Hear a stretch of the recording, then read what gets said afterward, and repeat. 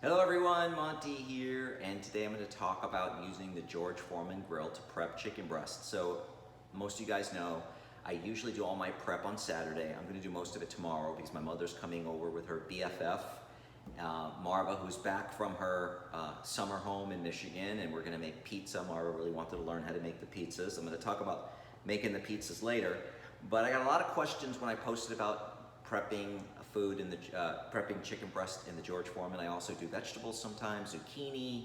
I also do, I haven't done it in a while, but I'm gonna do an eggplant. But the chicken breast, I've been a lot of questions about the setting on how to cook them. So typically this George Foreman, and I'm gonna pick it up and show you what it looks like. I just finished making some, so it's real hot. So I've got to use my gloves, and then I'll show you what this George Foreman looks like. So get this thing underneath because when I tilt it, more juice may come out. But this is what my George Foreman looks like. And it's a big one. You can fit 3 chicken breasts at a time. What I like about this one is it's got the removable plates. Please don't buy a panini maker or buy a George Foreman that does not have removable plates. It makes it a bitch to clean. These just you just take this, and go like this, and it comes right out. I'm gonna leave this because it's still really hot, and I don't want to burn myself. I'm gonna close this. Be very careful when you do this.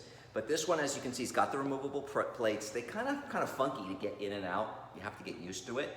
But trust me, I've had the George Foreman where you don't, and I have a panini maker right now that does not have removable plates, but I just bought it like 3 months ago. I really need to replace it because then you gotta take a wet paper towel, put it in between, let it sit there while it's still warm, and then you gotta do it with your hand. You gotta take more paper towels, and you waste so many paper towels or sponges trying to clean it. It's a nightmare, right? So I like this one because it's big. I can fit 3 huge chicken breasts. I did 4 chicken breasts today. I normally do 6, but there was a sale at Publix and there was two pack of the thick breasts. And a question I've been getting a lot is, what temperature? There's no temperature setting on this. You plug it in, there's a red light here, there's a green light here. You wait till the green light comes on. I spray it with a couple of sprays of extra virgin olive oil spray on each plate. And then I put the chicken breast in, and I don't respray it again before I put the next chicken breasts. If it's a thin chicken breast, it's gonna be about 6 minutes. If it's a really thick chicken breast like these are, I'm gonna get my tongs and show you just how thick these are, 12 minutes. I used to cut these in half up until recently, but I've made these 3 weeks in a row and they came out perfect every time. So these are pretty thick. And what I do is I lay this on a cutting board and I cut the chicken breast, and I cut the chicken breast down this way, so I have 2 thin chicken breasts out of this, because this is like 8 ounces. And I want to talk about that for a minute. So I've read many articles about we should only eat 4 to 6 ounces of meat per serving, and we all eat more than that in America, right? Our portions are way out of whack. Maybe some of you are gonna say, well, I don't, but I know most people eat 6, 8 ounces. You should eat 4 to 6 ounces, no more than that. And then I've read a lot of articles about protein, because I work out a lot and I'm always trying to get my protein in. But then I also read many articles that you can overdo it with the protein. Per meal, within a couple hours in between eating, your body can really only absorb and use about 25 to 35, probably more like 25 to 30 grams of protein. Any more than that you eat. And if you think there are 7 grams of protein in any kind of meat or fish. So if you times that by 4 ounces, that's 28 grams. Now remember, they say 25 to 35 grams is all your body can really digest and use to build muscle. So anything more really than 5 ounces, that'll be 35, 7 grams per ounce. So that would be 35. More than 5 ounces, your body's not even gonna be really able to even process it to help you build muscle. And also I read another article that when you eat too much protein, it makes you very gassy. And I can remember when I was really trying to eat loads and loads of protein, I was so gassy. So I believe this 100%. So anyway, what I love about prepping the chicken breasts, look how beautiful these look. I'll show you one more time. They just look so beautiful, right? Another question I'm getting is, these are really juicy. They're not dried out at all.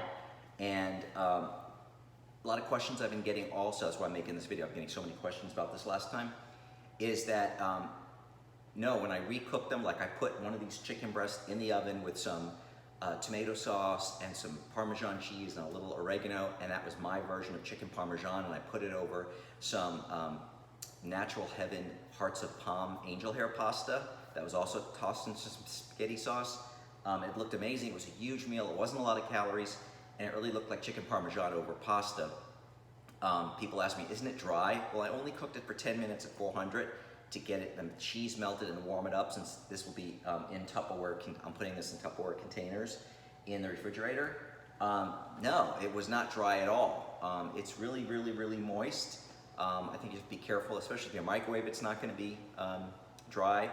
And I reuse it in so many things. Let's talk about what I reuse these prep chicken breasts. I use it all week long. I told you sometimes I cut them in half sideways so they're much thinner, so they're about 4 ounces or 3 ounces. And then I'll put it on a piece of bread. I'll put some cheese, maybe a tomato, maybe some arugula, and I'll put it in the panini press. I'll make a panini out of it. I'll chop up 4 ounces or less, maybe 2 ounces or 3 ounces, and I'll put it in a egg white frittata. I'm trying not to eat the yolks anymore. I'm trying to limit myself to like 2 every 10 days. Because my doctor said my cholesterol was really good, but my bad cholesterol was a little bit high, but like hardly at all. So, and I was eating an insane amount of eggs. He said, just try it. Let's see what happens next time when you do your blood work. I chop it up and I put it in spaghetti squash with tomato sauce. I just told you about how I made chicken Parmesan with it. I chop it up and put it into a cauliflower fried rice. And then what I learned from my friends who came last weekend to make pizzas with me, they say always make chicken and broccoli pizza. I never thought of chopping it. I know it sounds crazy, right? But I never thought of chopping it up and putting it on the pizzas, especially because that pizza is so much just with the cheese and tomato sauce. It's like 700 calories. But now that I'm making 2 smaller ones with the dough, I'm only getting half the calories. So I can put the chicken on it and the broccoli. And so maybe it's gonna be, 300, 350 calories for half the little tiny pizza, right? I'll have 2 tiny pizzas. So there's so many things you can do with it. You can slice it open and stuff it with a little cheese and spinach. I mean, I can keep going on and on. There's so many things you can do with these prep chicken breasts. They will stay in the refrigerator for a week, no problem, in Tupperware.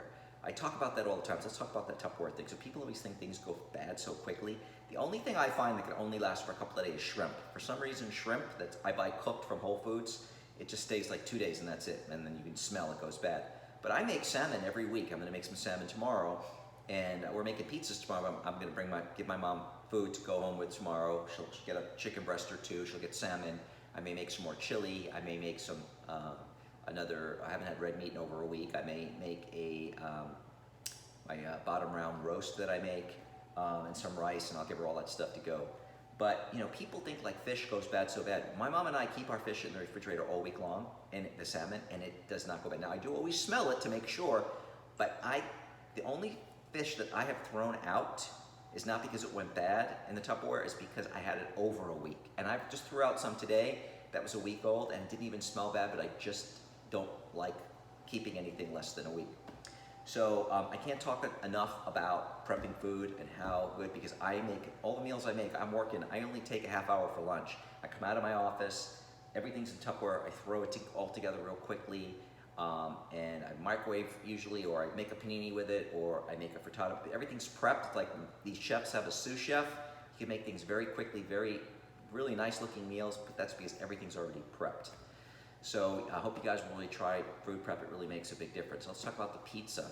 I haven't made bagels in a while, but the bagels too. It's such a fun thing to do with your kids if you have kids. Fun things to do with my friends. I've taught so many of my neighbors how to make pizza. I've got a couple, and she's a really good chef, and she wants to learn how to, her name on Instagram is The Shayna Show, and her boyfriend are coming over, and we're gonna make all different kinds of pizzas. I'm gonna have chicken breast, I'm gonna have shrimp, I'm gonna have scallop, I'm gonna have prosciutto pizza, we're gonna maybe do chicken broccoli pizzas, we're gonna make like probably 6 or 7 different kinds of pizzas, and my other neighbor's coming over, so it'll be 2 couples and myself. It's just so much fun. And then what I'm doing is, for my mom and Marva tomorrow, I found these aprons with funny sayings. I'll do a video tomorrow so you can see it. So they have a memento of the evening of making the pizza. They're each gonna get an apron to take home with them. I'm gonna do the same thing with my neighbors who are coming on Tuesday night to make pizza. So it's kind of a fun thing. I try to limit no more than 4 or 5 people in my house. I think we're gonna have 5 on Tuesday night and just the 3 of us tomorrow night. because social distancing, trying to be careful, always wear your masks. I'm very, very careful with what I do and how many people I get around.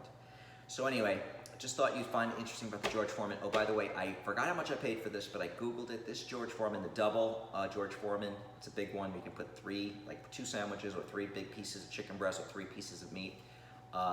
It's $42.99 at Target. I just Googled it this morning. I can't say enough good things about it. And again, don't ever buy anything that doesn't have removable plates, because you'll be sorry you did. Trust me, all right? And with removable plates, this thing cleans. Even with all this stuff caked on right now that looks really nasty, it's so easy to clean. Sometimes I'll just let it soak for a minute, and all this caked on stuff, I know it doesn't look like it comes right off. So hope you enjoyed this little video about prepping the chicken breast in the George Foreman.